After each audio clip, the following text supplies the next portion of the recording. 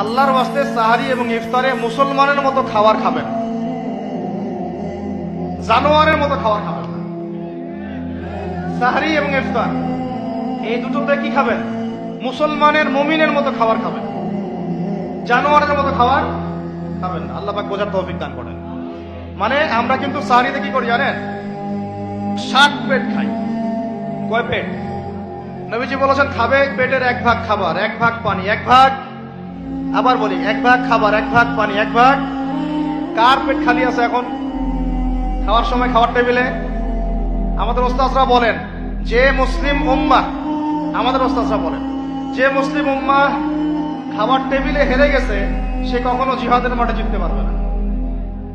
বুঝতে পারেন নাই? বুঝতে পারলাম না মনে হয়। যারা খাওয়ারের টেবিলেই হেরে গেছি, এখানেই তো আপনি সুন্নাহভাবে খাইতে পারতেছেন না, প্রবৃত্তির কাছে হেরে গেলেন, গপ গপ গপ গপ করে খাচ্ছি 7 পেট ভর্তি করে। এখানে তো খাবারের সামনেই হেরে গেলাম, প্রবৃত্তির সামনে। সে আবার কাফেরদের সাথে জিতবে কেমনে? জিতবে আগে নিজের প্রবৃত্তির উপর জিহাদে তো জিততে হবে। আমার মন চাচ্ছে যে না করি, করবো না, এটার নাম জিহাদ, এটাও জিহাদ। মন চাচ্ছে সুদ খাই একটু, খাবো না, এটার নাম কি?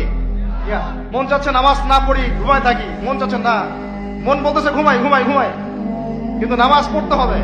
এই উঠলাম, ওযু করলাম, গেলাম, এর নাম কি? এটাও এক প্রকার কি